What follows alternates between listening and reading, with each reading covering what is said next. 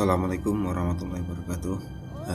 Bertemu lagi dengan saya Muhammad Rafiq dari kelas A22, yang mana pada kesempatan pada saat ini saya akan mempresentasikan jawaban dari soal ujian akhir semester dari mata kuliah tafsir dan ilmu tafsir yang mana diampu oleh beliau Bapak Habib Hussein LCMA. Mari kita ikuti bersama-sama. Semoga apa yang saya sampaikan nanti bisa bermanfaat. Baik, langsung saja untuk soal yang pertama. Jelaskan pengertian dari ilmu tafsir dan bedakan secara tegas dengan tafsir. Mengapa penguasaan ilmu tafsir menjadi syarat utama bagi seorang mufasir, dan juga sertakan pandangan ulama ilmu tafsir. Oke.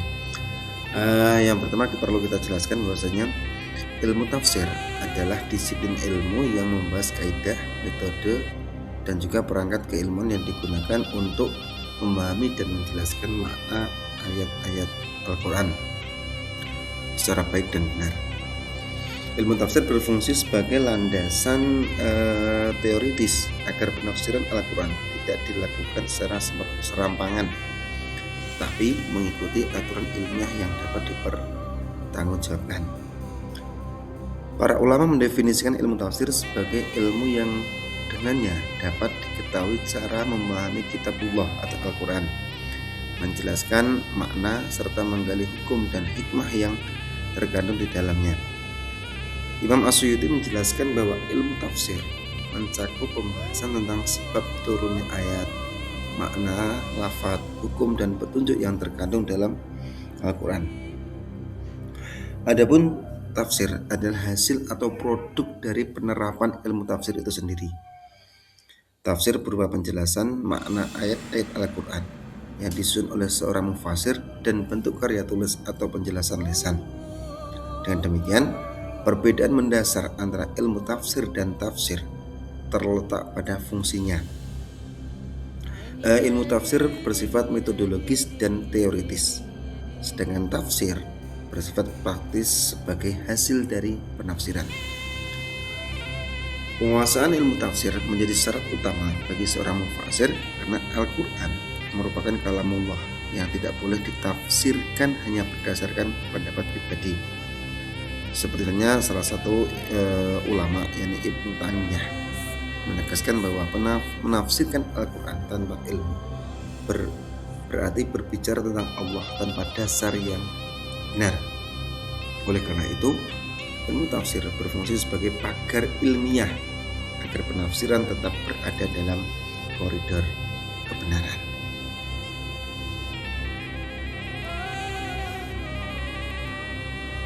Biasanya untuk soal yang kedua, yakni uraikan perbedaan tafsir bil matsur dan tafsir bil ra'yi dari segi sumber metode.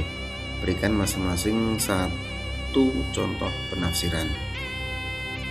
Oke, langsung saja. Tafsir bil ra'yi atau tafsir bil matsur adalah metode penafsiran Al-Quran yang bersumber pada riwayat yang otoritatif. Sumber utama tafsir ini adalah Al-Quran dengan Al-Quran, hadis Nabi Muhammad SAW, serta penjelasan para sahabat dan tabi'in. Metode tafsir bil maksur bersifat naqli, yaitu mengandalkan transmisi riwayat yang sahih, sehingga ruang interpretasi nasional sangat terbatas. Contoh tafsir bil maksur yang paling dikenal adalah tafsir Ibnu Katsir, yakni dalam menjelaskan ayat-ayat Al-Quran sangat mengutamakan hadis dan pendapat para sahabat. Sementara itu, tafsir bil ra'yi adalah penafsiran Al-Quran yang menggunakan akal dan ijtihad mufasir dengan tetap berpegang pada kaidah ilmu tafsir. Tafsir ini memanfaatkan ilmu bahasa Arab, usul fikih, serta konteks sosial dan historis ayat.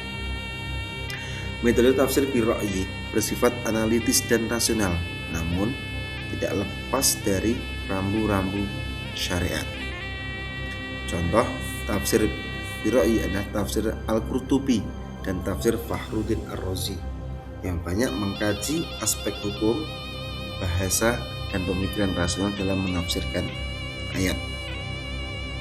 Dengan demikian, perbedaan utama antara keduanya terletak pada sumber dan metode penafsirannya, bukan pada kebenaran atau kesalahannya, selama tetap mengikuti kaidah ilmu tafsir.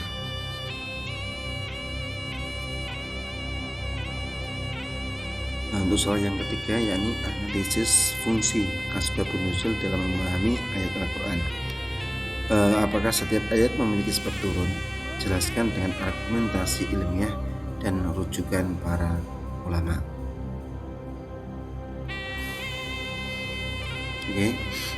Asbabun nuzul adalah pengetahuan tentang sebab atau peristiwa yang melatar belakangi turunnya suatu ayat Al-Quran. Fungsi utama asbabun nuzul adalah membantu mufasir memahami konteks ayat secara tepat sehingga tidak terjadi kesalahan dalam menafsirkan makna dan hukum yang terkandung di dalamnya. Imam Al-Wahidi menyatakan bahwa seseorang tidak akan mampu memahami tafsir suatu ayat secara sempurna tanpa mengetahui sebab turunnya. Dengan memahami asbabun nuzul, seorang mufasir dapat mengetahui apakah ayat tersebut bersifat umum atau khusus, serta bagaimana penerapan hukumnya. Namun, tidak semua ayat Al-Quran memiliki sebab turun secara khusus. Ibnu Taimiyah menjelaskan bahwa banyak ayat yang diturunkan sebagai petunjuk umum tanpa didahului oleh peristiwa tertentu, terutama ayat-ayat yang berkaitan dengan akidah dan kisah umat terdahulu. Oleh karena itu, asbabun nuzul berfungsi sebagai alat bantu penting, tapi bukan satu-satunya dasar dalam memahami Al-Quran.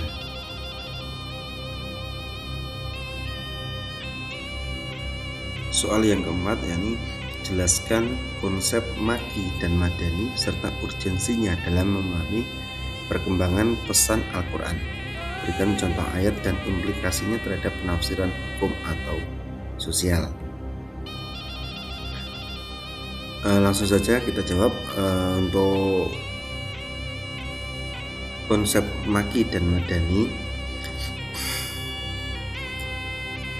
Maki dan madani adalah pembagian ayat Al-Quran berdasarkan waktu turunnya. Ayat maki adalah ayat yang diturunkan sebelum hijrah Nabi Muhammad SAW ke Madinah. Sedangkan ayat madaniyah adalah ayat yang diturunkan setelah Nabi hijrah. Ayat-ayat maki pada umumnya berisi penanaman akidah, penguatan tauhid, keimanan kepada hari akhir, serta perbaikan akhlak.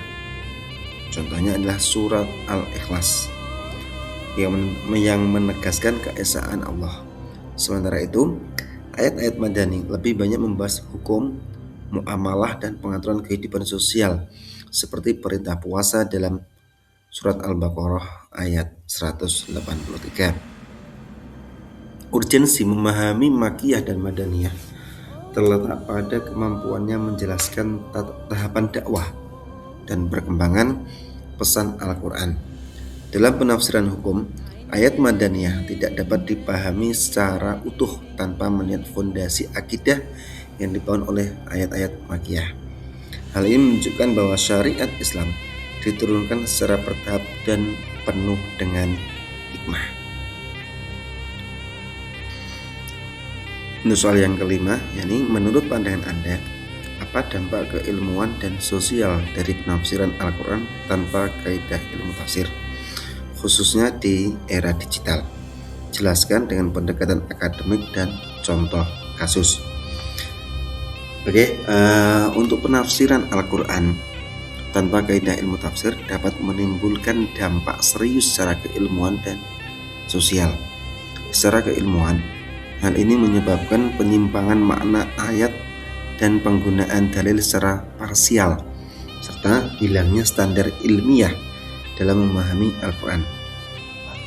Secara sosial, terutama di era digital, penafsiran tanpa ilmu dapat memicu konflik ekstremisme dan kesalahpahaman keagamaan.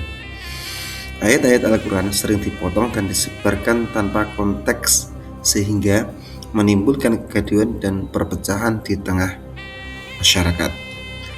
Dalam tradisi Ahlussunnah wal Jamaah, para ulama selalu menekankan pentingnya sanad keilmuan dan kehati-hatian dalam menafsirkan Al-Quran.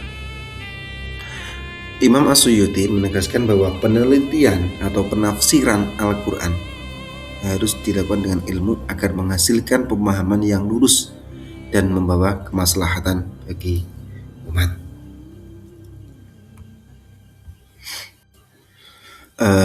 Terima kasih, demikian tadi tentang tafsir dan ilmu tafsir. Semoga bermanfaat dan sampai berjumpa lagi di video-video saya selanjutnya. Assalamualaikum warahmatullahi wabarakatuh.